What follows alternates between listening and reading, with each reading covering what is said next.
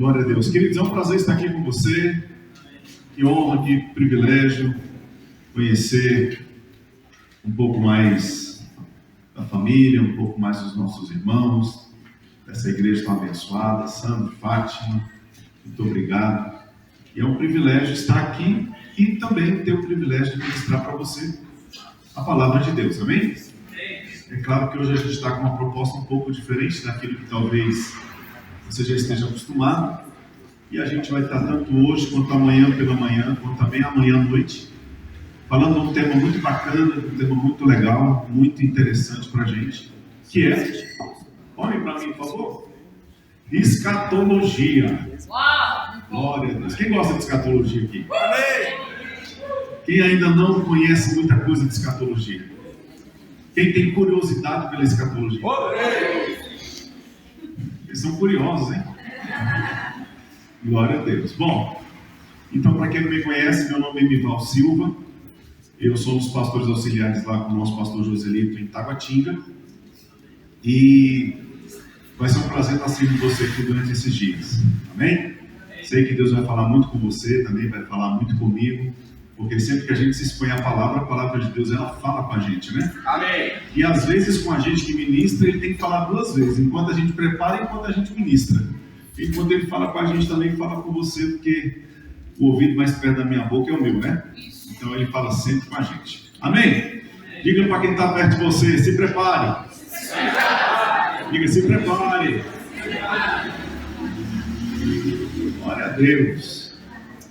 Bom, para que você saiba como é que a gente vai estar se movendo, tanto hoje quanto amanhã de manhã. A gente sabe que amanhã à noite o formato vai ser o normal do culto, né? Com ministração do louvor e depois a ministração da palavra. Mas a gente vai se mover agora nesse primeiro tempo. Depois você vai ter um intervalozinho de 10 minutos. E aí depois a gente vem para o segundo momento para a gente encerrar. Então, tanto hoje à noite quanto amanhã de manhã, a gente vai ter dois momentos da ministração com um intervalozinho no meio para ficar bem tranquilo para você não queimar muito os neurônios e subir umas fumacinhas aí diferente. Tá bem? Vamos então começar? Glória a Deus. Esse aqui é o tempo, tá certinho, né, pastor? Tá. Meu Deus do céu. Vamos embora. Bom, você se importa de eu colocar o culto aqui meio de lá? Atrapalhei, cameraman? Não, deixa eu ajudar aí.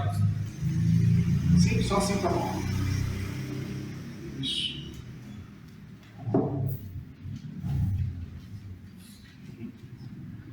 Thank you. Porque aí eu vejo vocês e vejo ali também. Eu também preciso. Bom, vamos lá, né? Vamos começar. Tá pronto? Preparado? Beleza, pode passar o próximo slide, por favor. Poxa, aí.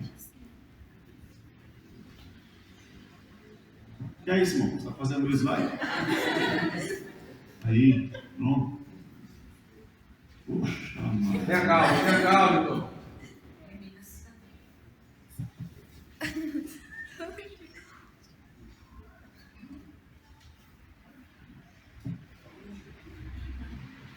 Aí, deixa eu ver isso aí por enquanto. Bom, é claro que a gente não vai conseguir hoje esgotar todo o assunto de escatologia, né? O assunto de escatologia ele é um assunto até extenso, talvez é o assunto mais polêmico dentro da teologia, é a escatologia. Ele é um assunto onde a gente não consegue falar tudo hoje, nem aquilo que a gente vai se propor falar para você a gente vai conseguir exaurir. Isso quer dizer, a gente vai conseguir esgotar todo esse assunto, porque existe muitas correntes de interpretação, existe muita coisa que as pessoas falam, muita gente por aí falando besteira, e tome cuidado com essa escatologia de jornal, esse povo Illuminati. Tome muito cuidado com muita bobagem que você anda ouvindo por aí. A gente sempre tem que procurar olhar para a Bíblia e entender aquilo que a Bíblia está dizendo acerca realmente desse período da escatologia. E aquilo que a gente vai estar falando hoje é apenas um fragmentozinho que a gente vai estar iscando da escatologia para poder estar trazendo para vocês. Então, fique bem atento para que você possa acompanhar toda a linha de raciocínio, porque a escatologia, alguns já dizem por aí que ela é a física da teologia. Então, quer dizer, se você não pegar o início, pode ser que depois você não consiga compreender alguns raciocínios, algumas orientações. Tudo bem? Aí, se você também quiser, talvez hoje a gente não consiga ter tempo para isso, mas quem sabe amanhã de manhã, no segundo horário, a gente separa um tempinho. Se você tiver alguma dúvida, você traz escrita amanhã, e aí você vai passar para a gente, e no final a gente vai estar procurando esclarecer as suas dúvidas, que eu acredito que não vai ter nenhuma não, em nome de Jesus. Amém? Pode passar o próximo, por favor. Irmão, qual é o seu nome? Gabriel, né? Já casou, Gabriel? Já. Amém, Deus abençoe. Mas se você trabalhar direitinho, eu declaro 10 filhos sobre a sua vida. Bom, o que eu vou apresentar para você aqui agora, não é tudo que a gente vai falar hoje, tá? Não tem como a gente falar sobre tudo isso. Mas é só para você ficar mais despertado e aguçado sobre o que a escatologia toca, quais são os assuntos que a gente também fala quando a gente estuda escatologia. Então, a gente sempre faz uma introdução, a gente aprende sobre o que é escatologia, importância de estudar escatologia, a forma correta de se interpretar a escatologia bíblica. Tem muita gente falando de texto bíblico que é escatológico e as pessoas dizem que não é, outros textos que não são escatológicos, as pessoas dizem que são. E é sempre importante, quando você olha para a escatologia, você saber com quem Deus está falando e o que Deus está falando. Então não tem como você pegar uma palavra escatológica para Israel e trazer para a igreja. Não tem como você pegar uma palavra escatológica para a igreja e levar para Israel. Amém? Amém? Amém? Vocês já chegaram? Amém. Glória a Deus. Então, a gente aprende muito isso dentro da escatologia. Então a gente tem que saber com quem que Deus está falando. Com que povo que Deus está falando. Quem aqui já aprendeu sobre a parábola das 10 virgens? Amém. Quem já ouviu falar sobre a doutrina dos 50%? É porque era 5 loiras, 5 prudentes. As 5 doidas representam os crentes de qualquer jeito, as 5 prudentes os crentes salvos. Quem já ouviu falar isso? Amém. Pois é. Então não tem nada a ver com a igreja, aquela parábola das 10 virgens. Não tem nada a ver com a igreja. Se a gente tiver tempo, depois, a gente pode tentar falar um pouquinho especificamente para você sobre isso. Tá? Mas a parábola das 10 virgens, diga assim, a parábola das 10 virgens, a parábola das 10 virgens não fala sobre a igreja. É claro que dali a gente tira algumas lições para a igreja, mas lá não fala para a igreja. Até porque a parábola das 10 virgens faz parte de Mateus capítulo 25. E Mateus não foi uma carta escrita para a igreja, foi uma carta escrita para judeu. Mateus era judeu, ele escreveu para judeu, e ele tinha um objetivo, provar que Jesus era o Messias. Não precisa você tentar provar para a igreja que Jesus é Messias, nós já cremos nele. Amém. Amém. Então, essa é uma das provas que a gente tem de que a parábola das 10 virgens não é uma mensagem para a igreja. A gente pode tirar algumas lições para a igreja, mas não é a mensagem para a igreja. Então aquele negócio, eita irmão, vão estar 2 no campo, um será tomado, outro fechado. Vão estar 2 dormindo, eu falo para minha esposa, vai estar 2 dormindo, você vigia, mulher, porque se vai estar 2 dormindo, um vai, outro fica, eu vou, eu não sei você. Então a gente tem que ficar muito atento com isso, para a gente acabar não crendo de formas erradas em coisas erradas. Amém? Amém? A gente fala também sobre o dispensacionalismo, o que são as dispensações, a gente aprende sobre todo esse tempo, pode passar. A gente aprende sobre os 3 grupos de pessoas em todas as profecias bíblicas. A gente prova biblicamente se a igreja de fato ela é o Israel de Deus ou ela não é o Israel de Deus. Como se a igreja substituísse Israel nesse tempo. Então, quando a gente estuda escatologia um pouquinho mais a fundo, a gente prova se a igreja é ou se a igreja não é. A gente também aprende sobre a primeira e a segunda vinda de Jesus. A primeira vinda de Jesus e a segunda vinda de Jesus não tem nada a ver com o arrebatamento da igreja. Amém. Eita Jesus! Quando você ouve dizer, Jesus vai voltar, isso não se refere à segunda vinda de Jesus Cristo para a igreja. Então o arrebatamento não é nem a primeira vinda e nem a segunda vinda. O que é o arrebatamento? No arrebatamento Jesus não virá à terra. Não tem como você voltar ao lugar onde você ainda não foi. Amém? Então no arrebatamento a Bíblia diz que Jesus virá apenas até as nuvens. Então ele não virá à terra. Por isso que não é a segunda vinda de Jesus no arrebatamento.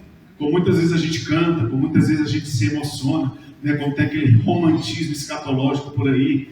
Não, porque Jesus, ele vai voltar, e é a segunda vinda de Jesus, e a trombeta vai soar, e todo olho vai ver. Não, não é assim, não vai acontecer assim. Amém. No arrebatamento da igreja, a Bíblia diz que será no abrir e fechar de olhos. Nós estaremos e simplesmente desapareceremos. Nem um olho verá Jesus, a não ser os salvos e os ressuscitados no dia do arrebatamento. Então aqueles que estiverem aqui não vão olhar e não vão ver Jesus. Isso só acontecerá na sua segunda vinda, que eu não vou dizer agora para você quando será. A gente também aprende sobre a ressurreição dos mortos como doutrina básica, juízo eterno como doutrinas básicas. Próximo. A gente aprende sobre os vários tipos de julgamentos que a Bíblia fala. A gente entende todas as profecias escatológicas de Daniel, também as profecias escatológicas de Mateus, a igreja e as profecias acerca da escatologia. A gente fala do arrebatamento até o tribunal de Cristo. Quem lembra, quem já ouviu aquela história de que no dia que a igreja for julgada por Jesus vai descer um telão bem grandão? Quem já ouviu isso? Quem já ouviu isso? Diga graças a Deus. Isso não vai acontecer. Aleluia. A gente fala sobre as bodas do Cordeiro. Próximo. A gente estuda todo o livro de Apocalipse, fala sobre o princípio das dores, grande tribulação, a batalha do Armagedon, o milênio e entra no estado eterno. Então esses são alguns, claro que não são todos os assuntos de escatologia. Então existe muita coisa além disso, escatologia, existem visões e interpretações escatológicas, pré-milenista, milenista, amilenista, pós-milenista, pré-tribulacionista, mesotribulacionista, pós-tribulacionista. Existe uma série de outras coisas, futurísticos, historicistas, preteristas, vários tipos de interpretação dentro da escatologia, que a gente não tem como entrar nisso de uma coisinha, de uma forma menor. Ok? Então, isso é só para você ter uma ideia de assuntos que a gente fala no livro escatológico. Passo próximo. Agora, quando a gente estuda escatologia, a gente tem alguns objetivos. Primeiro, a gente aprende a ter uma visão clara do que realmente é a escatologia, o que ela significa, qual é o propósito de estudar a escatologia, se de fato é importante, não é importante. Próximo. A gente sabe da importância de estudar esse tema. Escatologia hoje é o tema mais atual que você estuda dentro de qualquer contexto bíblico. Tudo que você estuda hoje, você precisa pensar de uma forma escatológica.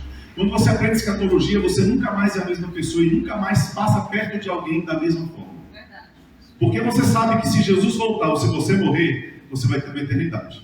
E você sabe que a pessoa que cruzar com você, se Jesus voltar ou se ela morrer, ela também terá uma eternidade. Então você nunca mais é a mesma pessoa. Porque ao estudar escatologia, você aprende a ter consciência de coisas que são eternas. E coisas que são eternas não foram feitas para a gente brincar. Ok? Então quando você estuda escatologia, você aprende a ter uma vida mais de oração, uma vida de mais santidade, uma vida de mais consciência, uma vida de mais realidade daquilo que você é. Você aprende a estar mais conectado com o Senhor, porque você sabe que pode ser que esse culto não acabe hoje. Amém. Pode ser que daqui a pouco alguma coisa aconteça e a gente desapareça. Amém. Então escatologia é a matéria mais atual que existe. A gente estuda o passado, olha o presente e a gente projeta o futuro. A gente olha para a Bíblia e entende o que está cumprido, o que está se cumprindo e o que ainda falta para ser cumprido. Tanto é que hoje, os estudiosos da escatologia, eles não falam mais que Jesus está voltando. Eles já falam que Jesus está chegando. Olha a diferença. Porque eles já sabem que tudo já está cumprido. Outro objetivo que a gente tem é de reconhecer o nosso lugar entre os salvos que formam a igreja. É o que eu acabei de dizer para você, essa consciência de igreja, essa consciência de vida eterna que a gente passa a ter. Rapaz, se eu aprendo escatologia e se eu estou vendo que Jesus está voltando a qualquer momento, será que vale a pena ficar vendo uma vida de pecado, uma vida de vício, uma vida esculhambada, uma vida de tudo aquilo que me coloca na contramão do que Deus tem para mim, correndo o risco de comprometer a minha vida, a minha salvação e a minha eternidade? Será que vale a pena trocar tudo que Jesus conquistou por mim e toda a eternidade que eu tenho pela frente por alguns minutos de prazer nessa terra? Olha aí. Escatologia te ajuda a ter isso mais aguçado na sua memória. Próximo. Significado. Pode passar. Quando a gente estuda escatologia, a gente aprende que a palavra escatologia ela é formada por dois vocábulos. Escatos e logos. Próximo. Escatos significa últimas coisas, fim, aquilo que é derradeiro, aquilo que está lá no final. E logos é a palavra para estudo, é quando a gente aprende um pensamento devidamente organizado. Então, estudar escatologia nada mais é do que, próximo, o estudo das últimas coisas ou o estudo do fim. Quando a gente fala em fim na Bíblia, a gente sempre precisa entender que dentro da escatologia, a palavra fim, ela também representa o início de algo diferente. Então, aquilo que a gente chama de fim, nunca será um ponto final, onde depois dele não existirá mais nada. Então, dentro da escatologia, a gente aprende que o fim, ele representa uma fase. E logo depois se inicia uma nova fase. Então, quando todos os ímpios, vamos pensar agora naquilo que a gente tem como fim máximo de todo o nosso conhecimento escatológico. Quando todos os ímpios estiverem julgados e condenados, e todos os salvos estiverem de fato redimidos e salvos para a eternidade, será que esse é o fim? Porque a partir daí os ímpios estarão numa eternidade sem Deus e os salvos numa eternidade com Deus. Então aquilo que a gente chama de fim é apenas um raciocínio mental que nós seres humanos fazemos para entender até onde vai um período ou uma fase da nossa vida ou existência, e a partir dali onde se começa um novo período, uma nova fase. Quem já ouviu aquele versículo, aquelas pessoas que dizem que o evangelho será pregado a todas as pessoas, depois virá o fim? Quando é que esse evangelho será pregado a todas as pessoas, depois virá o fim? Até aqueles mais eufóricos que dizem que se a gente evangelizar o mundo inteiro hoje, Jesus volta amanhã. Só que o mundo inteiro, na época de Paulo, foi evangelizado e Jesus não voltou. Então, o que significa pregar o evangelho e depois vir o fim? Você percebe que esse fim não é um fim de extermínio, de aniquilação, mas ele simplesmente caracteriza o fim de um período, término de uma fase e o início de uma nova fase. Então, quando você termina o primeiro ano do segundo grau, acabou os estudos? Não, você começa uma nova etapa no segundo ano. Quando você termina o ensino médio, você começa uma nova etapa no ensino superior. E assim sucessivamente. Então, aquilo que a gente chama de fim, na realidade só demonstra o fim de um período, de uma fase, e o início de algo diferente que pode acontecer daí para frente. Amém? Amém? Próximo slide. Gabriel, fogo no dedo. Por que então que a gente precisa estudar escatologia? Próximo. Deus anuncia todas as coisas desde o princípio e quer que nós tenhamos conhecimento. A Bíblia fala em Isaías 46, versículo 9 e 10, que Deus sabe de tudo antes que tudo aconteça, porque Deus já conhece todas as coisas. E Ele faz questão de nos mostrar aquilo que está reservado para o fim. Por quê? Porque Ele não quer que a gente quebre a cara. Amém. Você lembra que lá em Deuteronômio está escrito que eu te proponho a vida ou a morte? A bênção ou a maldição? Mas Ele ainda diz, escolhe a vida. Porque Ele já sabe aquilo que vai acontecer no futuro. Ele já sabe, de acordo com as suas escolhas e decisões, o que vai resultar disso para você. É por isso que, coerentemente, nós não acreditamos na predestinação. Porque quando você acredita na predestinação, você está dizendo que o responsável por tudo que acontece com você é Deus. E não importa o que você faça, tudo que acontece com você só acontece porque é Deus que quer. E a Bíblia não ensina isso. A Bíblia ensina que Deus me fez um ser pensante. Deus me fez um ser autônomo. Deus me fez um ser independente. Deus me tornou um ser responsável. E eu só posso ser julgado se eu tiver faculdades e autonomia para poder escolher e assumir os resultados do que eu escolho. Amém. Se eu não sou responsável para isso, então eu não tenho escolha, eu estou apenas cumprindo um papel que já fui programado para fazer. Então, como eu posso ser culpado por uma coisa que eu mesmo não tive autonomia para escolher se deveria ou não fazer? Por isso que a predestinação ela é perigosa, entender a predestinação. Você acreditar numa predestinação fatalista, onde as pessoas dizem que aquele que foi marcado por Deus para ser salvo, ele vai ser salvo. Aquele que não foi marcado por Deus para não ser salvo, haja o que houver, um dia ele vai ficar desviado. É bacana quando as pessoas ensinam isso e elas creem dessa forma, mas depois do culto você pergunta para ela, e seu filho, está salvo ou não? E você que está ensinando isso, está salvo ou não está salvo? Porque você pode estar salvo hoje, ou achar que está salvo, mas faltando um segundo para você morrer, você vai desviar e vai para o inferno, se Deus te marcou para entrar. Olha que coisa louca e maluca. E o pior de tudo isso não é só essa bagunça no nosso entendimento. O pior de tudo isso é quando a gente ainda pega essas coisas e coloca no caráter de Deus, dizendo que É Deus quem fez alguém para o inferno. Nossa. Eu estou tocando no caráter de Deus, eu estou atribuindo a Deus o destino sobre a vida de uma pessoa. Então o que é a predestinação?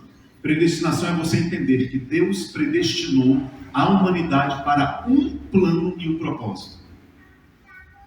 Isso Deus fez. E quando Deus predestinou a humanidade para um plano e um propósito, a predestinação está em a pessoa que compõe a humanidade ter de Deus o livre-arbítrio para escolher se ela quer ou se ela não quer. Se ela quiser, benefício. Se ela não quiser, prejuízo é dela. E aí, a gente para desse negócio de ficar querendo chegar no céu e a primeira pessoa que a gente vê é Jesus e a segunda pessoa que a gente quer ver é Adão, para dar um cacete nele porque ele fez o que ele fez.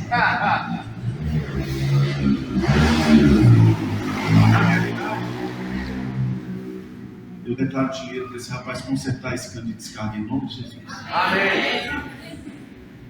Na realidade, algumas pessoas até dizem que Adão não foi culpado pelo seu erro, mas Deus é que foi. Porque se Deus sabia que Adão ia fazer tudo que ele fez, por que Deus ainda fez? Deus sabe o que você vai fazer? Então por que Deus te fez? Porque a responsabilidade dele é sua. Amém. Se Deus não pode ser culpado pelos seus erros, ele não pode ser culpado pelos erros de Adão. Porque desde Adão, Deus criou o homem para dizer, você é pensante. Isso. Não foi Deus que disse para Adão, esse animal aqui é vaca, chama de vaca. Não. Foi Deus que trouxe os animais e disse para Adão, o nome que você colocar, assim será. Graças a Deus que foi antes de fazer a mulher. Porque senão a mulher ia dizer, não tem cara de vaca não.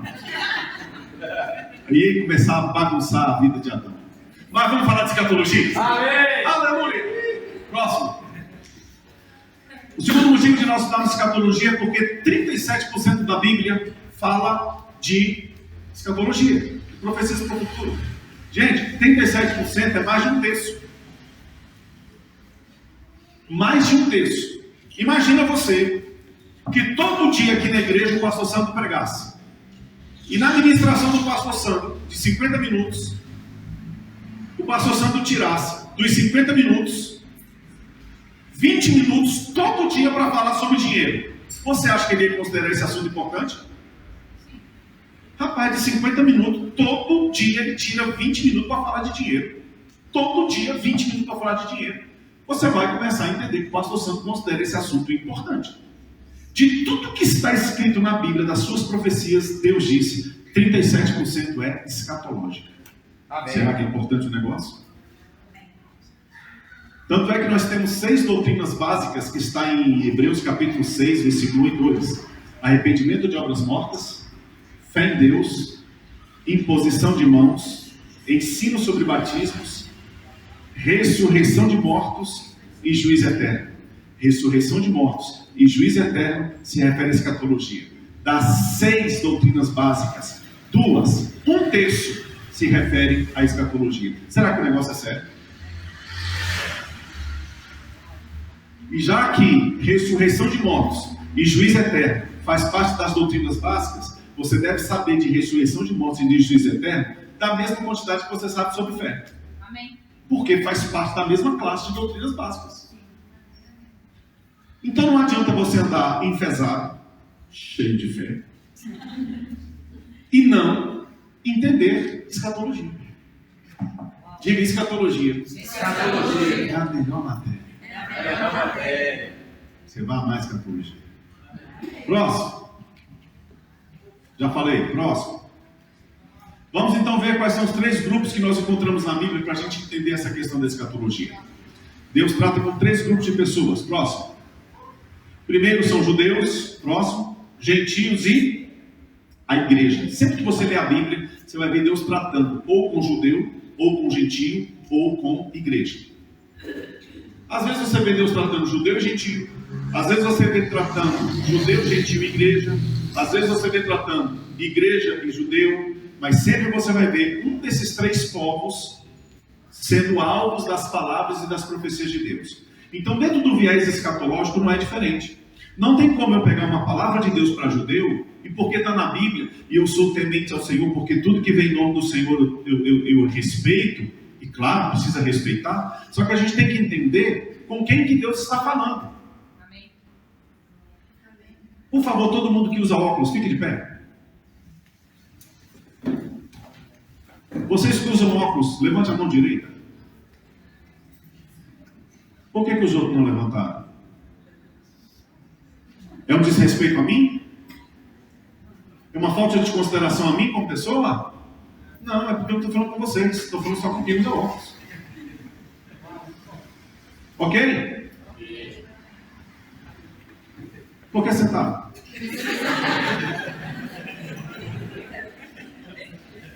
Então, quando você olha a Bíblia, você precisa entender. Deus está falando aqui com quem? Judeu? Amém. Com gentios? Aleluia. Com a igreja? Opa, glória a Deus. Porque se eu não tiver esse olhar dessa forma para a Bíblia, eu vou começar a pegar para mim coisa que não é para mim. Por isso que tem gente acreditando num Jesus que ainda virá, quando nós hoje acreditamos num Jesus que ele já veio. Tem crente acreditando no estilo de vida com Deus, como se Jesus ainda tivesse que vir e fazer alguma coisa. E existem pessoas que vivem um nível de estilo de vida com Deus, porque elas sabem que Jesus já veio e já fez. Então ele agora vai usufruir de tudo. Então para isso eu só preciso olhar a Bíblia com esse olhar. Com quem que Deus está falando?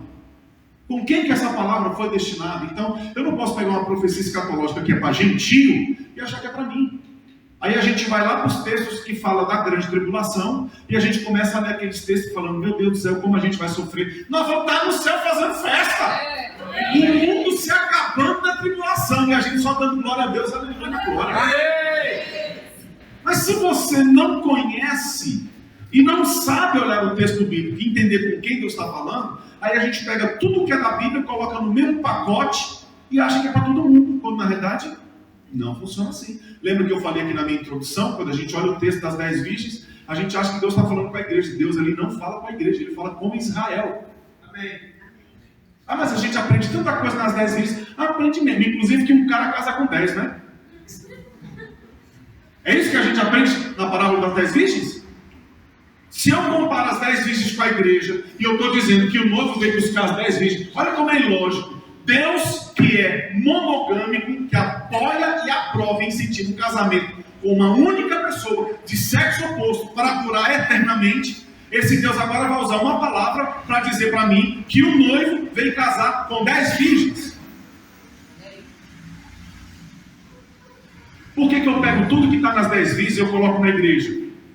Ah, porque é virgem, tá bom. Mas a Bíblia diz que 5 era doida, 5 não era.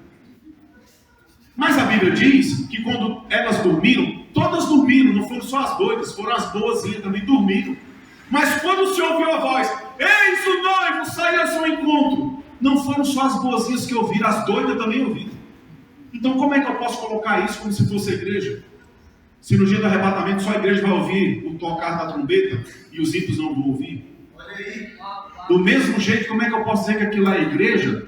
Se no dia do arrebatamento a igreja não vai estar dormindo, só os doidos, os não tão salvos. Você entendeu? Aí eu pego tudo aquilo e coloco como se fosse a igreja. Não é a igreja. Diga as 10 virgens. As 10 virgens. Não são a igreja. Não são a igreja. Diga aleluia. Aleluia. Até porque dentro da cultura judaica, o noivo, ele não vem para o seu casamento para buscar a noiva. O noivo já chega no seu casamento com a noiva. Então naquele cortejo nupcial, a noiva já estava no carro com o noivo. E aquelas meninas, o que elas eram? O que elas representavam? Vamos voltar para o nosso assunto. Judeu, vamos lá. Quem são os judeus? Todos os que descendem de Abraão, Isaac e Jacó. São os judeus. Quem são os gentios? Todas as pessoas de todos os povos, de todas as línguas, de todas as nações, que nem vieram de Abraão e que nem são salvos em Jesus. Eles são chamados de quê? Gentios. E quem é a igreja? Todos os seres humanos vindo de Abraão ou vindo dos gentios que se converteram, aceitaram a Jesus, porque João diz: a todos quanto receberam, deu-lhes o poder de serem chamados filhos de Deus, a saber aqueles que creem no seu nome. Então todos aqueles que vieram e aceitaram Jesus, não importa se sua vida também, em nome de Jesus, não importa se ele veio de Abraão, não importa se ele veio dos gentios, se ele aceitou Jesus, ele agora é igreja. Tem igreja aqui? Amém. Beleza? Passo próximo. Olha lá o que diz 1 Coríntios 10, 32. Não vos torneis causa de tropeço para judeus, nem para gentios, nem tampouco para a igreja de Deus. Então, quando Paulo escreve em 1 Coríntios 10, 32, ele já é claro em falar sobre esses três grupos: nem judeus, nem gentios, nem tampouco para a igreja. Não seja escândalo. Então, ele deixa claro os três grupos. Amém? Próximo. Os três grupos, então. Antes de Abraão só existiam gentios. Depois de Abraão começam a existir gentios e judeus. Quando a igreja é estabelecida por Jesus, gentios, judeus e igreja, no período chamado de tribulação, que são 7 anos, que a terra vai passar pela tribulação, a igreja vai estar aqui? Não. A igreja vai estar aqui? Não. Diga graças a Deus. Graças a Deus. Nós não vamos passar pela tribulação, não. Então só vai estar na terra quem? Gentio e judeu. Quando Jesus vier depois da tribulação para implantar um período de 1000 anos do seu governo, a igreja vai estar? Sim. Aí na terra vai ter judeu, gentio e igreja. Lembrando que a igreja vai reinar com Cristo. E antes que você me pergunte, já respondo. Depois que você for salvo, ainda que você volte para reinar 1000 anos com Jesus, você não tem mais possibilidade de pecar. Amém. Glória! Ross! Então o que a gente vai estudar hoje?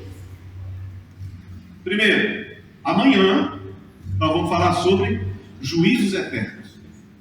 Eu vou falar para você amanhã sobre eternamente quais serão as recompensas que os salvos e os perdidos terão. Juízos nada mais é do que julgamentos. E julgamentos, eles geram resultados, vereditos e, consequentemente, recompensas, ou boas ou ruins. Então amanhã a gente vai aprender sobre juízos. Mas e hoje? O que a gente vai aprender? Estado dos mortos e ressurreição dos mortos. Hoje nós vamos ter quase um The Walking Dead aqui na igreja. Vamos falar sobre os mortos. Pergunta para o irmão do seu lado: você está vivo, irmão? Está vivo, Gabriel? Podemos começar? Sim. Vamos que vamos então. Tudo isso aqui que eu falei até agora era só introdução. Era só para fisgar você. E agora vamos olhar aqui para o assunto que a gente vai falar hoje. Então hoje a gente vai falar sobre o estado dos mortos. E a primeira coisa que já precisa ficar claro para você é que falar sobre o estado dos mortos é, em primeiro lugar, saber que eles estarão. Vamos lá então. Primeiro precisamos diferenciar algumas palavras que elas possivelmente passaram por alguma dificuldade de tradução. Essas palavras que elas passaram por essa tradução, elas de repente podem ter sido traduzidas dentro de uma intenção, mas que hoje elas podem demonstrar uma outra intenção. Tá? Então quando a gente fala em tradução, especialmente tradução bíblica, é um serviço não muito simples de ser feito. Por quê? Porque nós temos vários documentos que não são originais. Nós não traduzimos nenhum texto bíblico partindo dos originais. Além disso, as traduções bíblicas, elas trazem palavras, frases e contextos que são específicos daquela época. Se você ouvir uma história hoje de manhã e chegar em casa para contar, você já não consegue contar do jeito que você ouviu? Imagina uma história de 6.000 anos atrás, como é a de Abraão, de Adão, de Noé. E não é tão fácil assim. Imagina essas traduções que vão sendo feitas até chegar no livro que a gente tem hoje. Aí você me pergunta, então quer dizer que a Bíblia não é um livro confiável? Não, a Bíblia não é um livro confiável. A Bíblia é um livro completamente confiável. Amém. Você não está lendo a Bíblia errada. Você está lendo a Bíblia certa. Amém. Nós só precisamos entender que ela veio criando-se, amoldando-se à nossa forma melhor de entendimento. Então existem coisas na Bíblia que nós precisamos entender a cultura do povo para o que ela foi escrita. Como, por exemplo, quando Deus fala com Israel, a gente precisa entender o que aquilo significava para Israel. Para a partir daí a gente poder entender a lição que isso traz para a nossa vida. E existem palavras que não são fáceis de ser traduzidas. Por exemplo, como é o nome dessa peça da minha roupa? Manga. Certo? Manga? Mas, e essa peça dessa outra roupa que está por baixo dessa? Como é o nome? Manga? E se ela fosse só até aqui? Manga? Como é o nome daquele período de chuva que chove bastante? Manga? Existe uma peça que faz parte de carros grandes, caminhões, ônibus. É uma peça de eixo que segura a balança de amortecedor. Como é o nome dela? Manga de eixo. Manga. Também chama manga. Como é o nome daquele negócio que a gente come muito no final do ano? Manga. Então como é que eu vou saber que tipo de manga que você está falando? E ainda tem mais. Se eu começo a tirar onda com a cara do pastor Santo e começo a fazer bullying, na minha época não era chamada de bullying, era chamada de quê?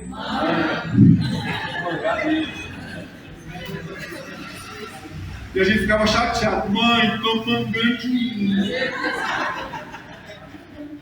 Então você percebe que uma palavra só uma palavra, eu só consigo entendê-la quando eu olho o contexto dessa palavra. Então se eu colocar a palavra manga aqui na tela, você vai ter vários tipos de manga. Agora, o contexto, se eu disser assim, eu hoje chupei uma manga deliciosa. Você vai me imaginar chupando essa roupa aqui? Você vai me imaginar com a manga de eixo atravessada na minha boca? Você vai me imaginar debaixo de uma chuva com a boca aberta, chupando a chuva? Não, você vai já saber que o contexto da minha frase já vai caracterizar que eu estava me deliciando com uma fruta, com aquele nome específico. Tudo bem? Tudo bem? Então quando a gente olha para a Bíblia, é basicamente isso que a gente tem quando a gente olha essas palavras. Então a primeira palavra que eu quero estudar com você é a palavra Sheol. Diga Sheol. Mas diga Sheol chiado mesmo. Sheol. Lembra dos cariocas? Os cariocas. Diga Sheol. Diga Hades. Sente aqui, ó. Hades. Diga Sheol. A palavra Sheol, ela vem do hebraico. E a palavra Hades, ela vem do grego.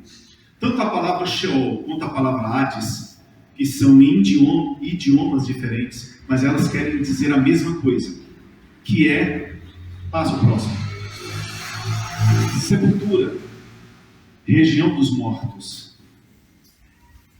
é lugar da morte.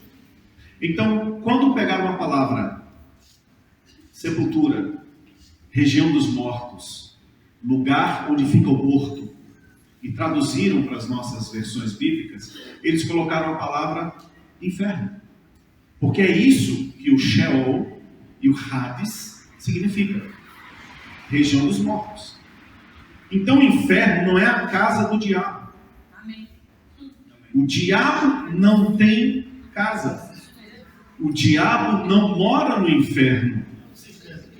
O diabo não mora no inferno. A Bíblia diz em Efésios capítulo 6 que ele habita as regiões celestiais. Então, quando uma pessoa morre, ela não vai para dentro do ninho do Satanás. Ela não vai morar no condomínio, inferno, Villa Bush. Não. Quando uma pessoa morre, o seu corpo físico, ele é sepultado. Mas a pessoa, que é aquele ser espírito que habita esse corpo, ela vai para o Hades, ou o Sheol, que é a região dos mortos. E é lá que ela guarda o que vai acontecer com ela. Tudo bem? Tudo bem? Amém. Eu vi que vocês começaram a levantar a sobrancelha.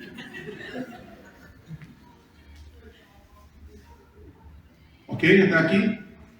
É claro que algumas coisas vão mudar, porque a gente vai ver que houve algumas mudanças.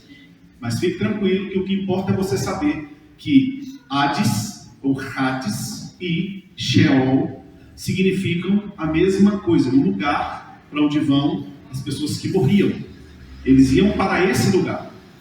Por isso que quando a Bíblia diz que Jesus morreu e foi ao inferno, Jesus não chegou lá na casa do diabo, pá, quebrou a porta, expôs capeta, demônio.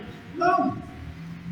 Jesus, ele simplesmente teve o seu corpo sepultado lá naquela cova, lá naquele sepulcro na montanha. Ele teve o corpo dele colocado ali, mas o ser Jesus, que habitava aquele corpo físico, ele foi a uma região espiritual. E essa região espiritual é chamada de região dos mortos. Era onde iam todas as pessoas que morriam na época de Jesus. Até a época de Jesus. Eles iam para essa região. Tudo bem até aqui? Então você precisa saber que você não é um corpo. Você tem um corpo. Quem é que decide onde essa mão bate, ou onde ela acaricia? Sou eu, que estou aqui dentro desse corpo.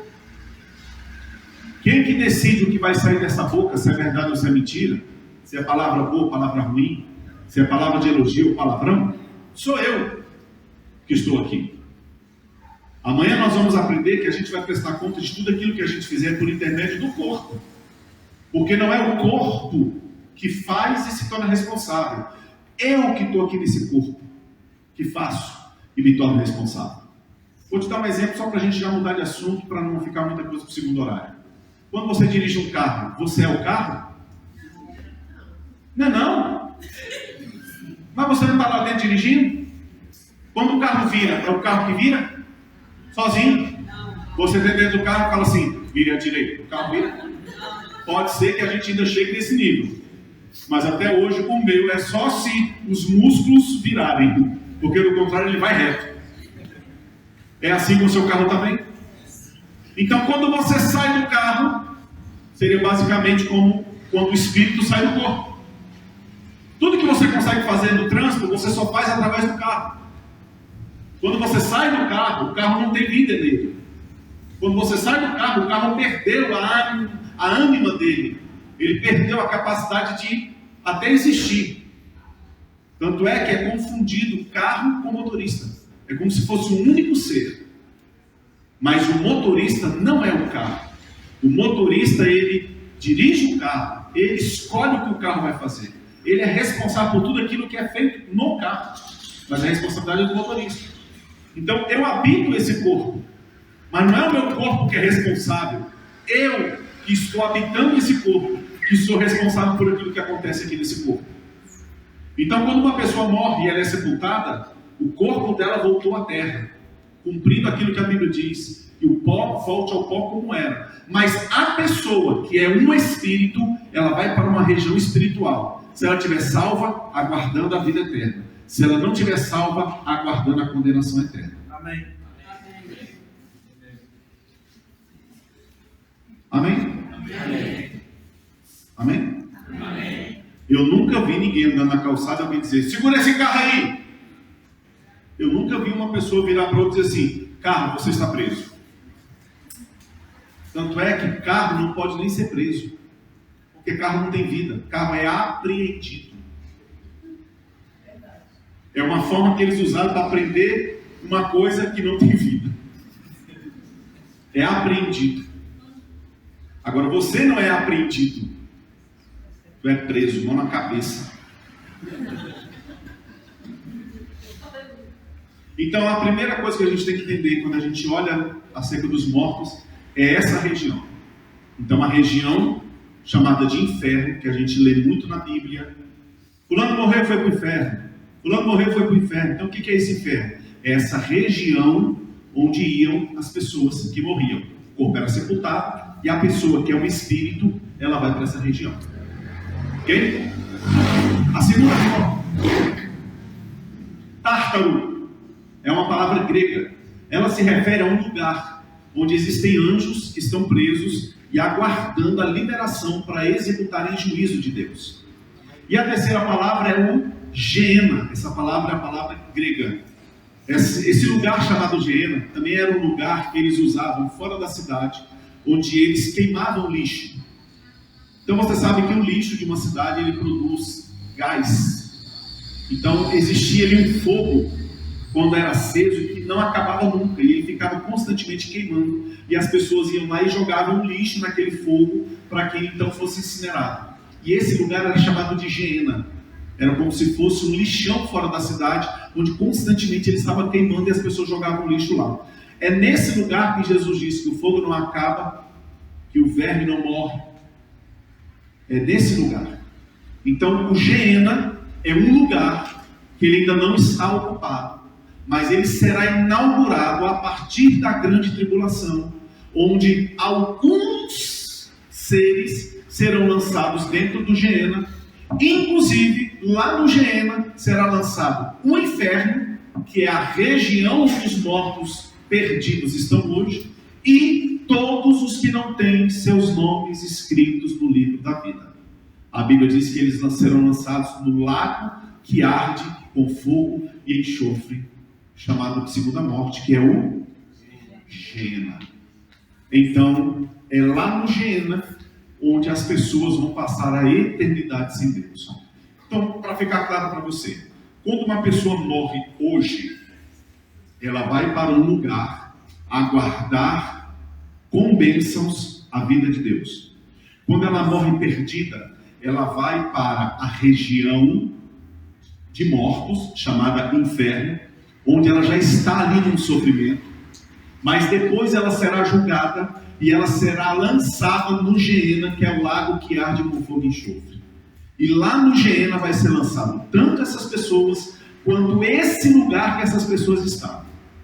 E é lá que eles viverão eternamente. Não existe aniquilação eterna, onde um dia uma pessoa perdida, ela vai ser desintegrada como se ela nunca tivesse existido.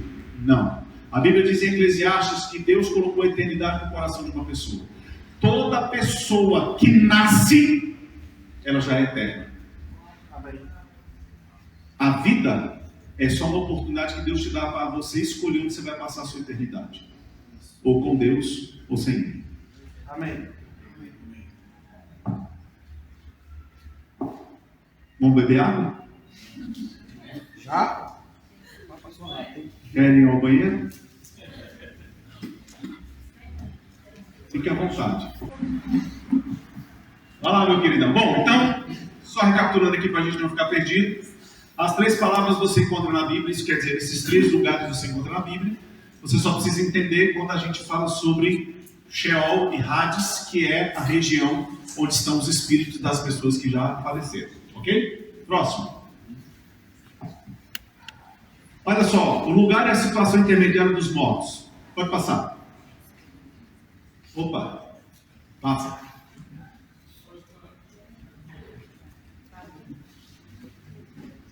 Rapaz.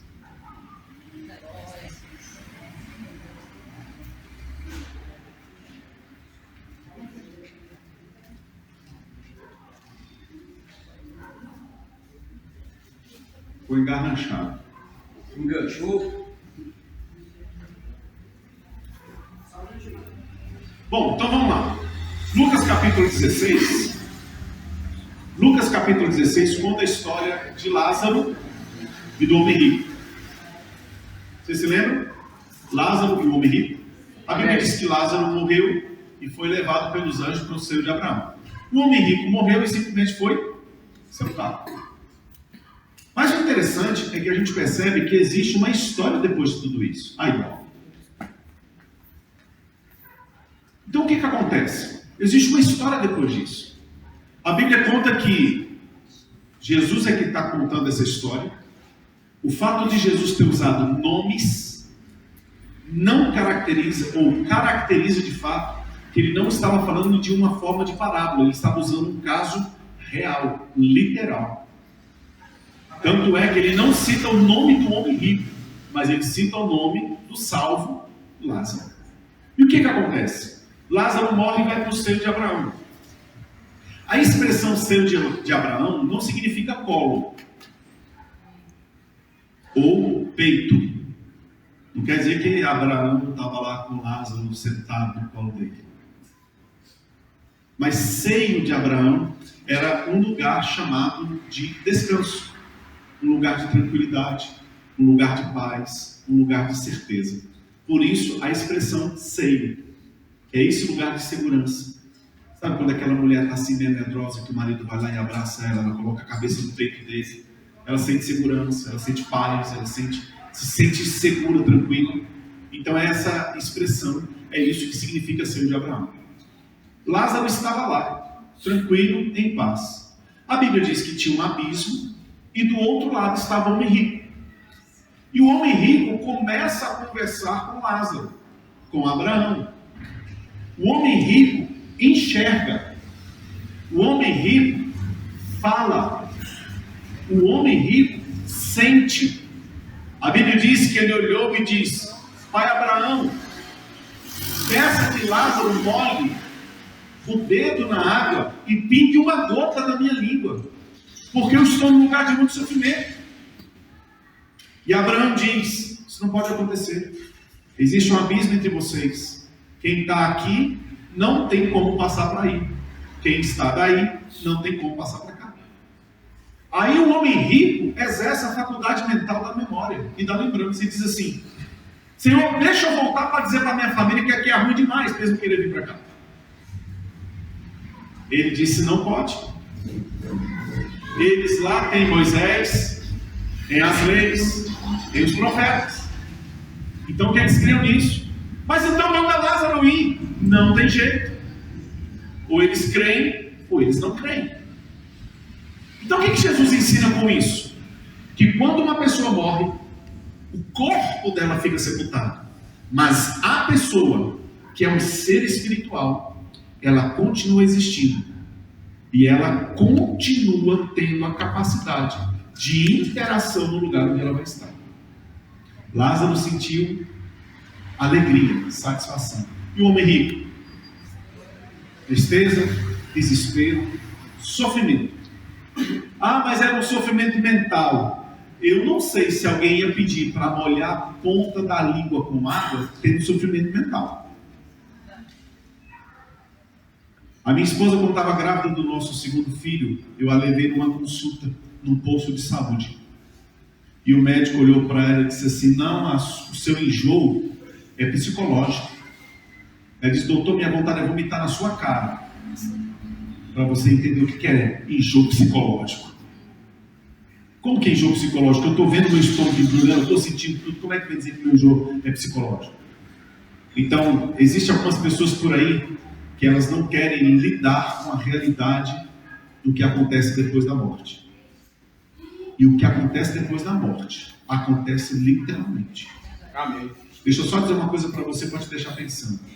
Todas as pessoas que já morreram sem salvação, elas estão no lugar de sofrimento, aguardando juízo eterno e vão viver eternamente sem Deus. Você não pode fazer nada para tirar essas pessoas de lá. Mas você pode fazer muita coisa para impedir muita gente de ir para lá. Passa o próximo.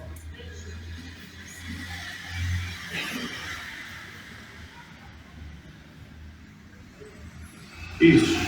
Então olha só como é que existia. Existia seio de Abraão, era o lugar que iam os que morriam salvos, um abismo e a prisão dos ímpios, os injustos. Esses lugares eram caracterizados pelo Sheol e pelo Hades. Todos eles faziam parte da mesma região. Era o mesmo ambiente, apenas separados por um abismo. Está claro isso para você? Passa o próximo. Olha aí, para ficar mais fácil para você entender. O cativeiro, que era o seio de Abraão, era separado por um abismo do lugar de tormento. De um lugar ficavam os salvos, do outro lado ficavam os perdidos. Essa região era chamada de região dos mortos, Hades ou Sheol. Eles ficavam no mesmo ambiente, separados apenas por um abismo. Pode passar o próximo. Quando Paulo começa a escrever as suas epístolas, nas falas de Paulo a gente vai ver que alguma coisa muda.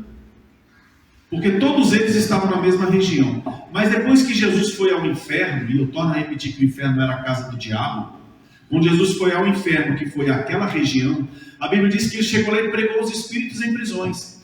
Ah, mas se Jesus pegou os espíritos em prisões, então alguém podia lá aceitar Jesus? Não. Pregar significa proclamar. Isso quer dizer, ele chegou para os salvos e disse: eu sou aqueles que vocês morreram acreditando que eu viria, eu vim. E ele pregou para os ímpios dizendo: eu sou aqueles que vocês não acreditaram que eu viria, eu vim. Lamento para vocês, parabéns para vocês. Essa é a pregação, é a proclamação que Jesus fez lá. Então o que acontece? Quando Jesus Cristo ele morre e ele ressuscita, Paulo vai falar em Efésios capítulo 4 que Jesus Cristo, no versículo 7, que Jesus leva cativo o cativeiro. Então a palavra cativeiro ali se refere ao seio de Abraão. Quando Jesus morre, ele vai até as regiões inferiores da terra, que era onde ficava a região dos mortos, e ele ali prega, e ele então faz o que ele precisava fazer naquele lugar. Quando ele sai dali, ele sai levando todas as pessoas que estavam naquela região, as pessoas que estavam salvas. E ele leva essas pessoas e ele agora inaugura um novo lugar para colocar essas pessoas salvas. E ele dá a esse lugar o nome de paraíso. Lembra quando ele estava lá na cruz com o ladrão? O ladrão disse: Senhor, lembra-te de mim quando vieres no teu reino. Jesus disse: hoje mesmo tu estarás comigo no paraíso. Então a Bíblia diz que ele leva cativo o cativeiro às alturas. Então Jesus tira aquele cativeiro, seio de Abraão, onde estavam salvos, mortos, mas salvos. Ele tira aquelas pessoas dali e ele transporta essas pessoas para as alturas. Então agora, toda pessoa salva que morre, ela vai para o paraíso, para esse lugar que Jesus organizou, e ela vai para lá aguardar o arrebatamento. E todos aqueles que morrem perdidos continuam indo para o lugar de tormento. Então, quando Jesus foi à região dos mortos, ele pegou aquele grupo, levou para o lugar alto, e ele então passou a dar o nome. O que era chamado de cativeiro e o que era chamado de seio de Abraão, que era o mesmo lugar, ele agora passa a ser chamado de paraíso. Então, quando um salvo morre hoje, ele vai para onde? Quando um salvo morre hoje, vai para onde? Gente, quando um salvo morre, vai para onde? Quando um salvo morre, vai para onde? Então o que vocês estão falando baixo? Vocês estão diminuindo a convicção? Quando um salvo morre, vai para onde? E quando um ímpio morre, vai para onde? No lugar de tormento, que é o inferno, que a gente chama hoje de inferno. Ok? Então essa é a mudança que a gente vê nas falas de Paulo. Não existe mais uma região onde ficavam todos. Na fala de Paulo agora isso fica claro. Jesus leva essa região dos salvos para o céu, dá o nome de paraíso, e todo salvo que morre vai para o paraíso. E o ímpio que morre continua indo para o lugar de tormento. Está claro isso para você? Amém. Salvo vai para onde? Paraíso. Vai passar tudo aí. Tudo. Então o que mudou? Tudo. Vamos passar. Tudo passa. Tudo. Epa, volta. Volta. Ei, tá bom, deixa aí. Olha que interessante esse texto. Você possivelmente já ouviu esse texto, especialmente quando a igreja ela encontra alguns adversários de vizinhança, né? Então, às vezes a igreja está aberta na frente de um bar. Irmãos, vamos orar porque as portas do inferno não vão prevalecer contra a igreja. Não, vai fechar, miserável. Vai fechar. E a gente olha esse texto e a gente começa a dizer que tudo aqui no mundo que não presta, a gente começa a dar o nome de porta do inferno. É assim ou não? Estou exagerando não. É isso que acontece. Olha o que Jesus disse. Também eu te digo que tu és Pedro. Sobre esta pedra edificarei a minha igreja, e as portas do inferno, Hades, não prevalecerão contra ela. Você já sabe o que significa a palavra inferno ali, que é a palavra Hades, que significa a região dos mortos. Então o que Jesus está dizendo ali? Não é que aquela porta, ou que aquela porta, ou que aquela outra porta vai fechar porque está perto da igreja. Não. O que ele está dizendo é que a morte não vai ter domínio sobre a igreja. Amém. Você pode até passar pela morte, mas vai ter um dia que a morte vai dar tchau para você, porque você vai ressuscitar. Amém. E você vai viver eternamente com ele. Amém. Por isso que ele disse que as portas do inferno não prevalecem. A gente pode até passar por essa porta, mas a gente não vai ficar do outro lado dessa porta sempre. Amém. Porque aqui ele já aponta para uma ressurreição. Amém. Amém? Amém. Então, ao invés de você ficar usando esse texto para mandar fechar bar, botiquim, mas não sei o que, mas não sei o que, olha para esse texto e saiba: ainda que eu morra bem velhinho, não tem problema. Depois eu vou ressuscitar. Amém. Amém. Porque a morte nada mais é do que um atalho na vida do crente para ver logo Jesus. É verdade. Você tem medo de morrer? Não. Fala sério. Tem medo de morrer? Ou você só tem medo de não saber se está salvo do outro lado da morte? É por isso que a gente abre a boca e diz: porque ele vive, eu posso crer no amanhã. Por quê? Porque as portas do inferno não prevalecem contra a igreja. Porque em lugar nenhum da Bíblia está dizendo que quem morreu é fracassado. Existem cristãos sendo torturados agora, sendo mortos agora, sendo decapitados agora, e estão chegando no céu recebidos com festa. Amém. Porque o diabo está tentando usar a morte para tentar parar a igreja. Mas cada cristão que ele mata da tortura é mais 200 que se convertem por dia. E por que isso? Porque as portas do inferno não prevalecem. Amém. Pode se levantar, pode botar a gente longe da família um tempinho, pode botar a gente longe da esposa um tempo, a gente morre, a gente vai para lá, fica lá, não tem problema não. Vai chegar um dia que o Senhor vai perguntar: ô morte, onde está a sua vitória? Ô morte, onde está o seu aguilhão? Porque o aguilhão da morte é o pecado. Mas graças a Deus que nos dá vitória por intermédio de nosso Senhor e Salvador Jesus Cristo. A morte não tem poder sobre a sua vida. Você é imortal. Yes. Você pode ficar fisicamente separado das pessoas, mas vai ter um dia que nós vamos estar juntos de novo. Amém. Claro que coisas desta vida a gente não vai levar para o lado de lá, né? Por isso, você que é casado, é aqui que tu beija, que tu abraça e dará a baçuba e a conta lá. Aproveita porque é só aqui, porque lá não vai ter mais não. Quem tem ouvido, ouça. Porque a solteira aproveita agora para casar, porque lá nem se casa nem se dá em casamento. Viu? Yes. Aproveita! Casar é bom! Próximo. Pode passar. Pode passar. Passa.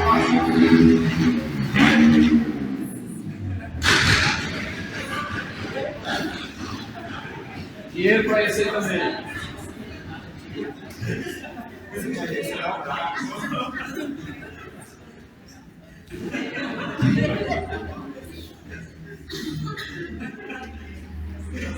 Vamos lá então. Quando a gente pensa nos mortos, existe alguma teoria, né? Algumas teorias na realidade, né? Ah, mas os mortos, na realidade estão mortos mesmo, como é que é isso? E algumas pessoas são capazes até de acreditar que na realidade eles não morreram, eles estão só dormindo, estão inconscientes.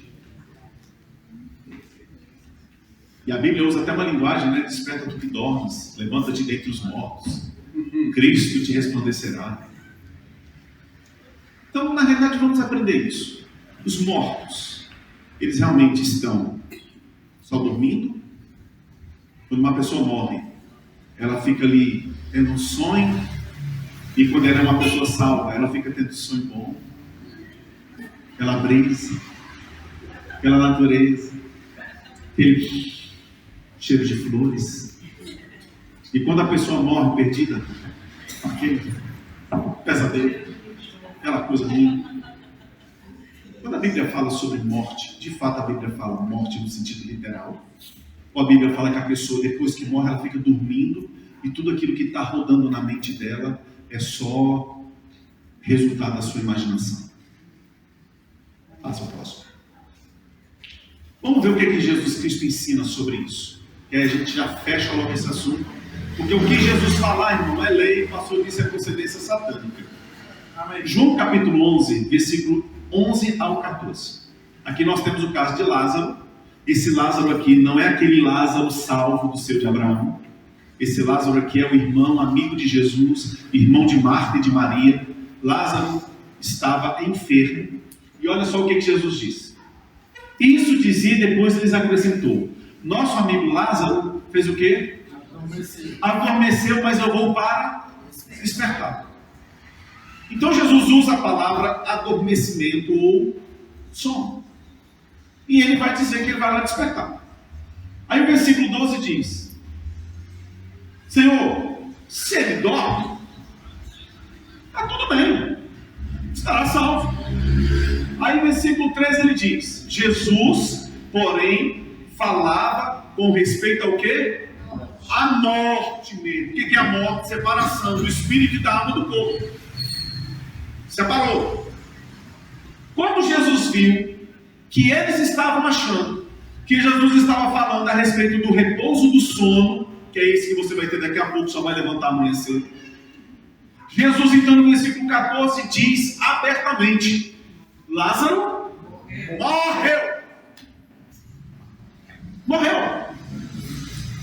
Então o que ele estava falando era literalmente de uma morte e não de um sono. Simplesmente sono. E por que Jesus usa a linguagem adormecimento e despertamento? Porque para Jesus, ressuscitar uma pessoa é a mesma coisa de você para levantar seu filho da cama para estudar segunda-feira. Você chega e diz assim: menino, levanta. O menino rola para um lado para o outro, mas logo ele está de pé. Certa vez Jesus chegou na casa de Jairo e a menina de Jairo tinha morrido com 12 anos. Jesus entrou e disse: a menina não está morta, ela apenas dorme. O povo que estava chorando começou a rir da cara de Jesus. Jesus falou com a menina ressuscitou, Jesus devolveu ela ao Pai. Para Jesus, ressuscitar alguém ou acordar alguém, para ele é a mesma coisa. Para a gente tem diferença, para ele não. Quando você pega os escritos de Paulo, Paulo já vai usar essa mesma linguagem para dizer do sono como a morte e da ressurreição como o despertamento do sono. Mas não existe um sono da alma. O que existe é um estado de morte, onde a pessoa está literalmente vivenciando com o espírito que ela está naquela região, tudo aquilo que ela está passando, ou a nível de salvação, ou a nível de perdição. Então agora, nesse exato momento, todas as pessoas que já morreram, se morreram salvos, eles estão se deliciando de momentos agradáveis com o Senhor e com a eternidade. Amém. Se morreram perdidos, eles já estão em sofrimento, em agonia e desespero. E não é só na mente, é literal. Próximo. Pode passar? Vamos falar então um pouquinho sobre a ressurreição dos mortos. Pode passar. A ressurreição então nada mais é do que o espírito que volta a viver no mesmo corpo. Diga: ressurreição é o espírito que volta a viver no mesmo corpo. Diga: no mesmo. De novo. Mais uma vez. Para fazer raiva ao diabo. Para não esquecer. No mesmo. Aqui é que está a diferença de ressurreição e reencarnação. A reencarnação diz que você volta a viver em outro corpo. Se tu não valeu muita coisa na vida passada, tu vem numa barata, num rato, numa pessoa que vai sofrer, num aleijado. Mas se você fez coisas boas, na próxima vida você vem melhorado. Aí você vem em alguém numa condição melhor. Isso é a reencarnação. Agora a ressurreição não. A ressurreição, quem volta a viver no mesmo corpo. Nunca esqueça disso em nome de Jesus. No mesmo corpo. Quando Tomé disse: eu só creio se eu tocar, Tomé estava dizendo: eu não acredito em reencarnação, eu creio na ressurreição. Às vezes a gente fala que Tomé era sem fé. Mas será que Tomé também não tinha uma fé diferente da dos outros? Porque na hora que Jesus se apresentou, chamou Tomé. Tomé, vem cá. Toca. Veja que o Espírito não tem carne nem ossos como eu tenho. Jesus veio no mesmo corpo que havia sido crucificado na sexta-feira. Jesus apareceu no mesmo corpo, trazendo as mesmas marcas, as mesmas cicatrizes daquilo que ele havia sofrido na semana. E ele falou: toca aqui do meu lado. Toca, Tomé. Toca. Dá uma olhadinha aqui. Toca. Olha aqui meus pés. Olha minhas mãos. Aí Tomé: eu creio. Jesus disse: porque você viu, você creu? Bem-aventurado é o povo de águas lindas do verbo da vida, que vai precisar ver para crer. Amém. Aleluia. Pensei que você ia juntar a cabeça. Yes. Então vocês percebem a diferença entre reencarnação e ressurreição? Reencarnação é em outro corpo. Ressurreição é no mesmo corpo. Reencarnação não existe. Reencarnação não existe. Yes. Amém. Não tem conversa com morto que morreu. Que conversa é essa de morto que morreu? Não porque escreveu igual. É o diabo endemoniado naquela pessoa que está falsificando a letra do outro. Falsário. Eu já assinei o nome do meu pai e da minha mãe no boletim e não precisei que eu receber espírito. Recebi espírito de engano, mas não espírito maligno. Então, ressurreição é voltar a viver no mesmo corpo. Amém. Amém. Inclusive alguns românticos teológicos dizem que a única coisa que o homem fez é vai entrar no céu: as marcas do corpo de Jesus. Vamos lá então, próximo.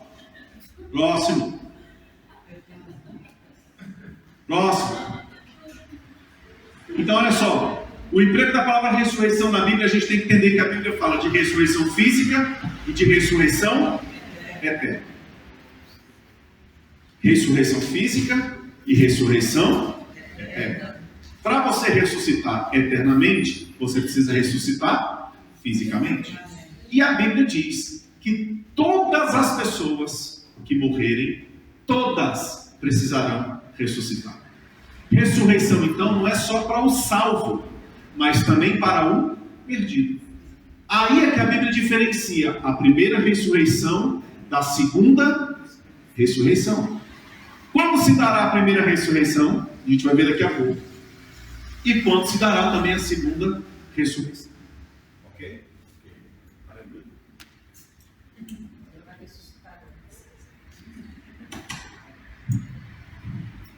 Está me entupido. Próximo. Ressurreição física é o que a Bíblia chama de milagres da ressurreição. O que são milagres da ressurreição? São pessoas que ressuscitaram de uma forma milagrosa, mas depois elas morreram de novo. Eita, e alguém ressuscita e depois morre? Sim. Lembra do Lázaro, amigo de Jesus, irmão de Marta e Maria, que Jesus depois de 4 dias falou: Lázaro, vem para fora. Não é sai para fora, não tem como sair para dentro, é vem para fora.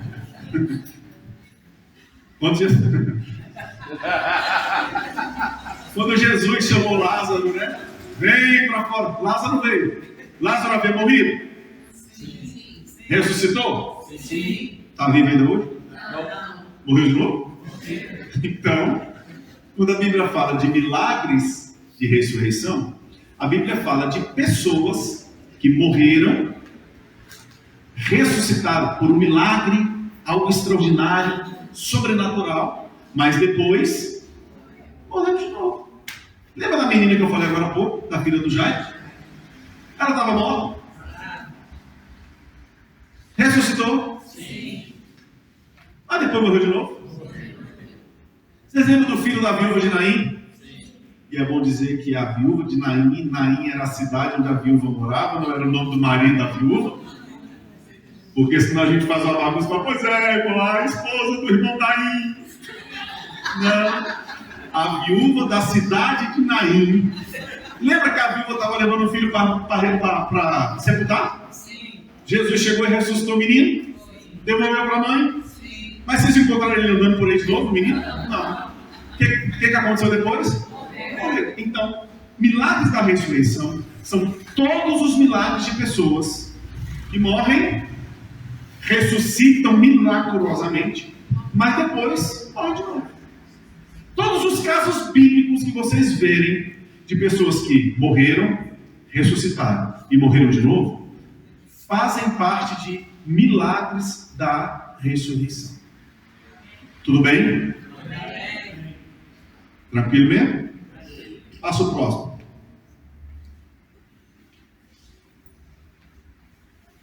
A segunda ressurreição, ou melhor, a primeira ressurreição e a segunda ressurreição é o que caracteriza a ressurreição eterna. Então, milagres da ressurreição são apenas casos de milagres. Agora, quando a gente fala de ressurreição eterna, a gente fala da primeira ressurreição e da segunda ressurreição. Então, primeira ressurreição e segunda ressurreição, elas são distintas. E a gente vai ver agora o que diferencia uma da outra. Próximo. Os milagres da ressurreição têm esses exemplos aí, que inclusive eu já citei alguns para vocês. Próximo. Pode passar. Pode passar. Pode passar. Passa. Arrocha. Bora. Queima o dedo. Vamos embora. Bora.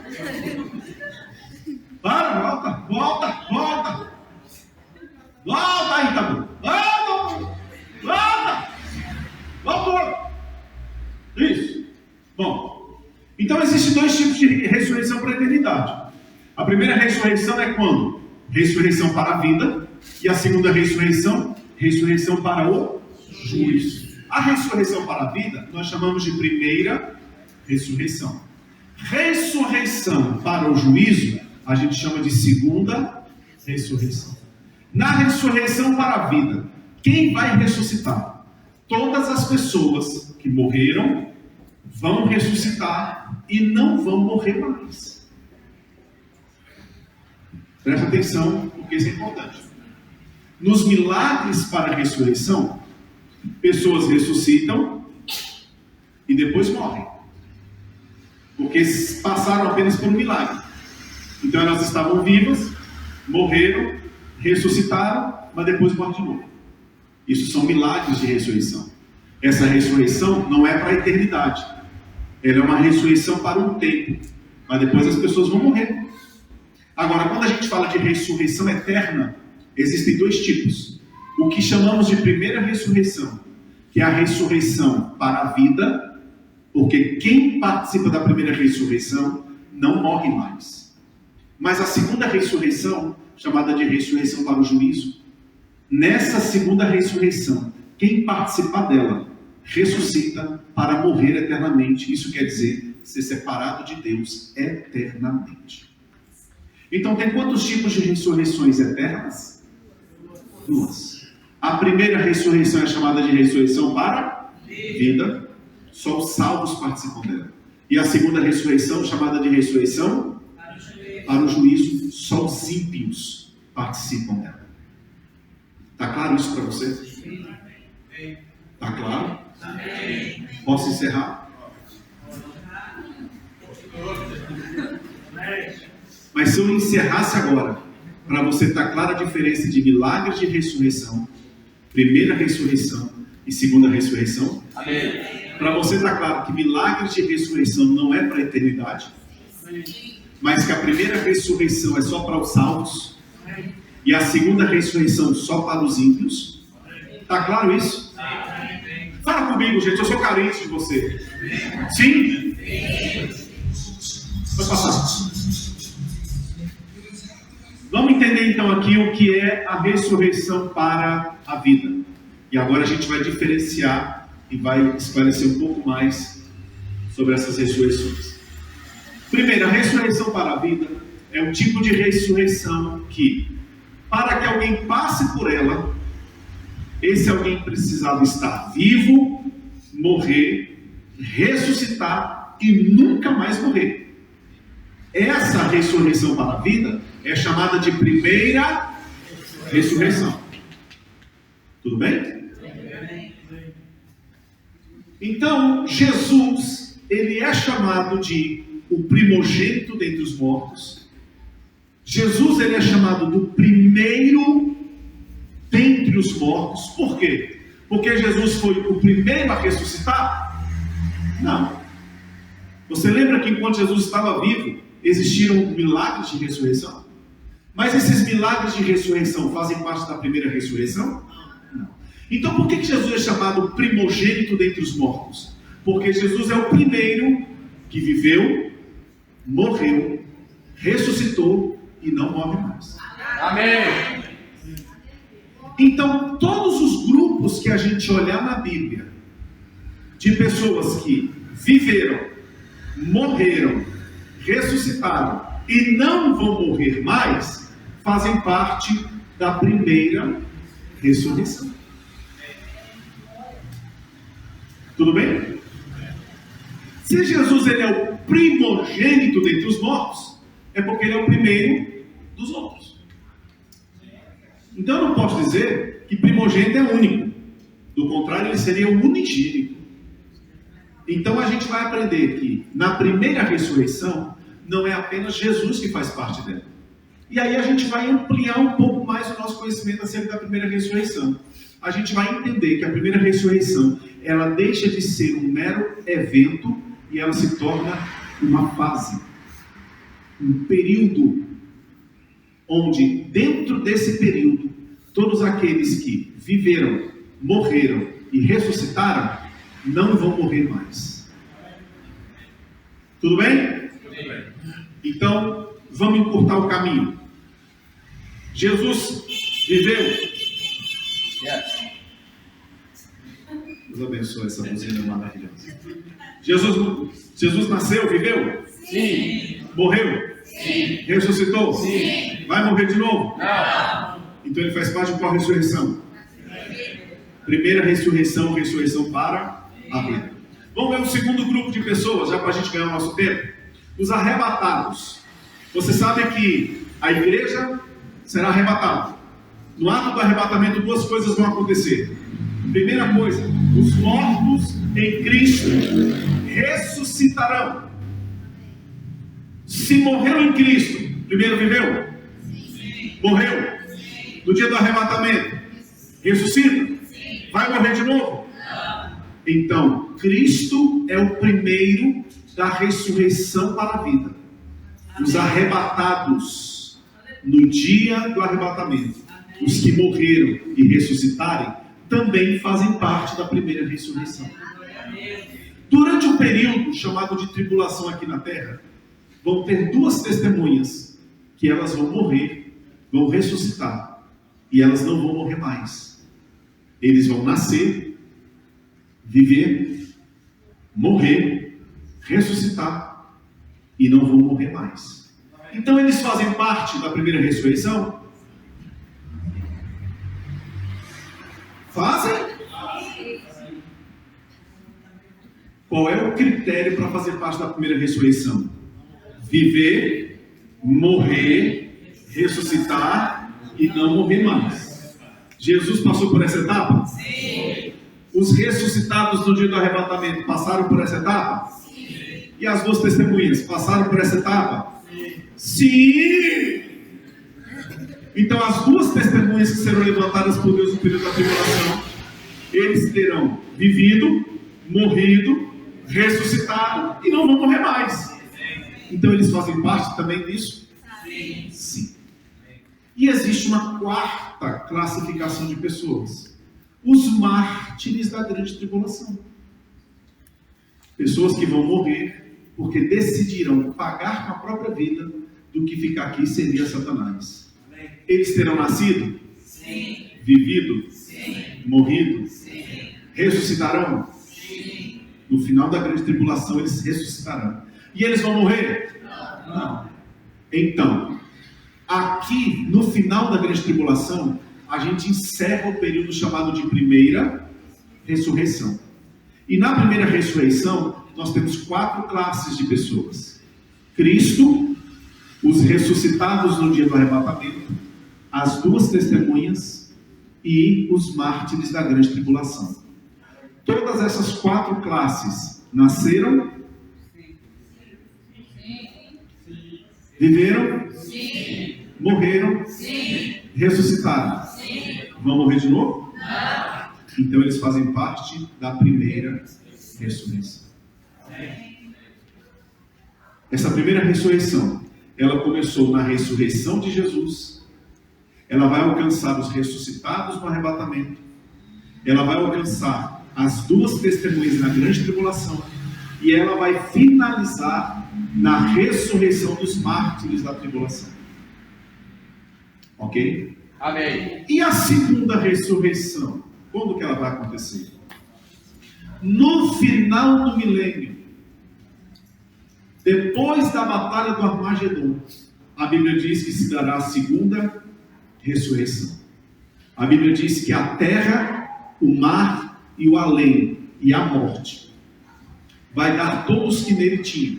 Eles ressuscitarão, comparecerão diante de Jesus e serão julgados por tudo aquilo que fizeram. E o julgamento deles será o processo legal, onde Jesus vai dizer: afastai-vos de mim, malditos. Todos que morreram, desde Adão até no milênio, todos que morreram sem salvação, vão ressuscitar e vão comparecer diante de Jesus. É o que a Bíblia chama de trono branco, juízo final. E lá eles serão condenados e serão jogados, não no Hades ou Sheol, mas no Geena. E estarão lá para todo sempre. Amém. Então, ressurreição para a vida e ressurreição para juízo são as duas ressurreições para a eternidade. Ressurreição para a vida: vive, morre, ressuscita e não morre mais. Ressurreição para a morte: vive, morre, ressuscita para morrer eternamente. E o que é esse morrer eternamente? Está separado eternamente de Deus. Isso é o que você precisa saber acerca de ressurreição dos mortos. Amém. Pergunto para você: dá para brincar dessa frente? Não. Dá para ficar com o pé na igreja e o pé no mundo? Não. Dá para ficar levando a vida de qualquer maneira para dizer assim: estou tão jovem, mais para frente eu me alinho? Será que dá para a gente ficar achando que amanhã eu melhoro? Vocês se lembram daquela música que a gente cantava antigamente, que algumas pessoas ficavam até com medo? E elas diziam: meu amigo, hoje tu tens a escolha, vida ou morte, qual você vai aceitar? Amanhã pode ser muito tarde, hoje Cristo te quer libertar. Só que o amanhã pode não chegar.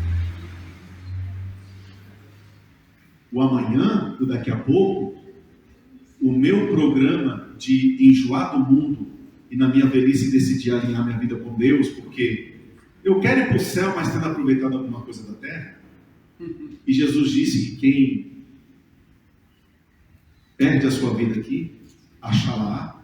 Isso quer dizer, quem decide abrir mão dessa vida oferecida aqui, de prazer, de pecado, vai encontrar uma vida pela eternidade. Amém. Mas quem decide se apegar a essa vida aqui, pode perder a vida eterna. Você encontra sempre nas palavras de Jesus, ele falando de formas dóceis, mas também de forma firme, dizendo: não vale a pena você trocar o que é eterno pelo que é passageiro. Quantas vezes você já leu na Bíblia: se alguém quer ser meu discípulo, nega a si mesmo, tome a sua própria cruz, venha após mim e siga-me. 1 Coríntios capítulo 9, versículo 27, Paulo diz assim: esmurro o meu próprio corpo e o coloco sob escravidão, para que, tendo eu pregado a outros, não venha eu mesmo ficar rejeitado. Atos capítulo 20, versículo 24 diz: não tenho a minha vida por preciosa, desde que eu me encontre fazendo aquilo que Deus quer que eu faça para Ele. Será que vale a pena trocar o céu por um tempo do sexo? trocar o céu por uma vida num vício, não importa ele qual seja, porque eu estou fraco e eu estou desanimado. Será que vale a pena a gente abandonar todas essas coisas para achar que agora, não, Deus é tão bom, né? Eu estava numa igreja onde Deus era ruim, agora estou numa igreja onde Deus é paz e amor. Deixa eu te contar um segredo. Deus é justo, Deus é justiça, Deus é fogo consumidor. Deus vai derramar o cálice da sua ira. Deus tem 7 selos, 7 taças, vai tocar 7 trombetas. Em Apocalipse tem 3 ai, que é pior do que tudo aquilo que a humanidade já viu sobre a face da terra. Não é porque isso não está acontecendo agora, que isso não vai acontecer depois. A Bíblia diz que nós somos salvos da ira do Cordeiro. A Bíblia diz que nós seremos tirados a tempo de não passar pelo maior sofrimento da humanidade. Mas isso não é uma prerrogativa sua só porque é você. Isso é uma prerrogativa da igreja, se você estiver nela. Amém. Lembra que eu comecei dizendo sobre predestinação e livre-arbítrio? O que é predestinação? É você saber que o ônibus, 7 horas da manhã, vai passar na parada. O que é livre-arbítrio? É você saber, se eu estiver lá, eu embarco e vou. Se eu não estiver lá, eu fico. Já está predeterminado que os ímpios vão para o Geena e os salvos vão para a eternidade com Deus. Amém. Já está predestinado. Agora você decide em qual dos dois expresso você entra. Você que decide se você vai entrar no expresso celestial ou se você vai entrar na montanha russa do inferno, do Geena, de uma vida sem Deus. E eu conheci um professor que ele dizia: o Geena não é ruim porque o diabo vai estar lá. O Geena não é ruim porque as piores pessoas que já viveram estarão lá. O Geena não é ruim porque todo sofrimento inimaginável estará lá. O pior sofrimento de uma eternidade é a pessoa saber que ela estará eternamente impedida de qualquer oportunidade de mudar a sua situação e de voltar a ter relacionamento com Deus. Não dá para brincar, querido. Não dá para brincar. A coisa é muito séria. E deixa eu só encerrar dizendo para você uma coisa. Existe uma ideia muito maligna, onde as pessoas acham que elas estão em um ponto de neutralidade. Eu me lembro que quando eu era criança, eu nasci no lar evangélico. Eu tenho 48 anos, cara de 25, saúde de 12. Eu nasci no lar evangélico. E eu me lembro que em algumas casas antigamente tinha um quadro. E nesse quadro, aqui era muito colorido. Um parque de diversões, muitas brincadeiras, uma porta muito larga. E lá na frente tinha um fogo, um barranco com um monte de pessoas caindo. Desse lado, da parte do quadro meio preto, escuro, porta estreita, poucas pessoas entrando, mas lá na frente, um paraíso, um jardim, um lugar de delícias. E aqui, um monte de pessoas olhando esse caminho ou esse caminho e pensando para qual vão. Durante muito tempo esse quadro me impactou e essa figura ficou guardada na minha mente. Mas eu quero dizer para você que existe uma falha nesse quadro. E a falha é que não existe o ponto de bifurcação, onde você está em um momento de neutralidade espiritual, a ponto de, estou naquele tempo, se eu escolho vir para cá ou ir para lá. Eu estou naquele tempo onde eu não sei muito bem ainda, eu gosto da igreja, me simpatizo, minha mulher me leva, minha família, conheço muita gente, gosto das músicas, pastor é bacana, a palavra é boa, mas eu ainda não decidi, então eu ainda não sei se eu vou para lá ou se eu vou para cá. Não existe esse lugar de neutralidade espiritual. Yes. Ou você está indo para o céu, ou você já continua indo para a destruição. Então não é um lugar onde eu decido se eu vou para lá ou se eu vou para cá, não. Já é um caminho onde eu simplesmente decido dar meia volta e caminhar no sentido contrário. Não são duas avenidas, é uma avenida só. Onde ou você se converte, e a palavra converter significa meia volta, e caminha no sentido contrário, ou então você continuará indo para um lugar que não é o que Deus tem para você. Certa vez um rapaz teve um sonho, e ele sonhava que ele estava andando em cima de um muro, e de um lado existiam pessoas de Deus, e que ficavam pedindo para ele descer do muro. Do outro lado ele via pessoas que ele sabia que não eram de Deus, eram do diabo, muita bebida, muita cachaçaiada, muita mulherada, muita mesaiada, muita coisa ruim. E aquelas pessoas não estavam se importando com ele andando no muro. E do lado de cá as pessoas pedindo para ele descer do muro, e ele andando em cima do muro, e do outro lado as pessoas nem fazendo questão. E ele viu um ser, e ele teve a testificação que era o diabo. E ele falou: ô seu diabo, o diabo disse: pois não. Eu não estou entendendo, eu estou aqui andando em cima do muro e do lado de Deus, as pessoas estão querendo que eu desça, e do seu lado aqui eu não vejo ninguém se importando comigo. E ele disse: a gente não se importa mesmo não. E o diabo falou para ele: por quê? Ele falou: não, é porque eu achei que vocês iriam pedir para eu ir para lá, passar por lá de vocês. Ele: não, a gente não pede isso não. E o diabo conversando com ele, de repente falou: e por que você não pede para eu ir para o seu lado? O diabo olhou para ele e disse: porque o muro é meu. Olha aí. Um sonho. O diabo disse para ele: o muro é meu. Se as pessoas estavam pedindo para ele sair do muro, é porque aquele muro não pertencia a Deus. Não existe ponto de neutralidade. Se o seu coração parar de bater agora, você já estará daqui a 30 segundos em uma eternidade que ela pode ser com Deus, e recebido nos céus um toque de trombeta, alarido de festa. Abraão, Isaac, Jacó e todo mundo que já morreu salvo, dizendo: bem-vindo, irmão, voltou para casa, sinta-se à vontade do nosso mundo. Amém. Mas se você morrer sem mim, não tem como voltar, não tem como pagar, não tem como tentar vir aqui alertar, não tem como fazer mais nada. É só lamentar, lamentar e lamentar. Eu queria terminar com você jogando cadeira para cima, mas eu prefiro terminar com você jogando o seu coração para cima. Amém. Amém. A gente não pode levar uma vida de qualquer jeito.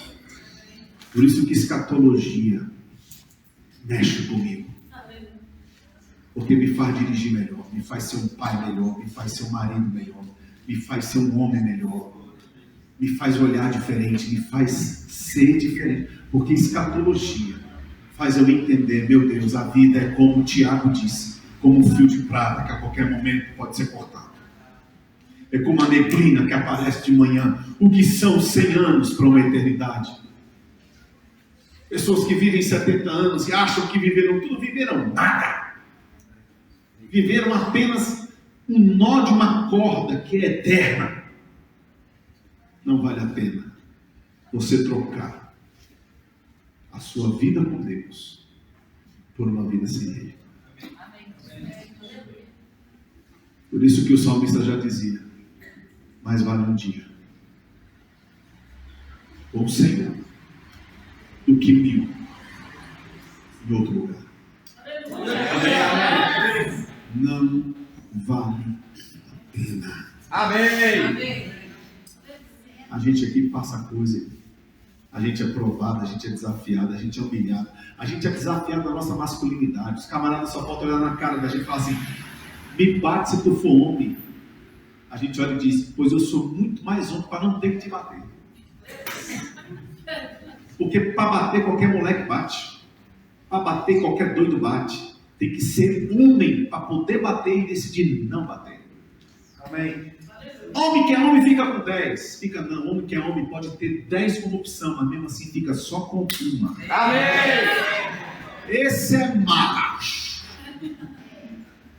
Homem que é homem não conquista 10, conquista a mesma 10 vezes se for.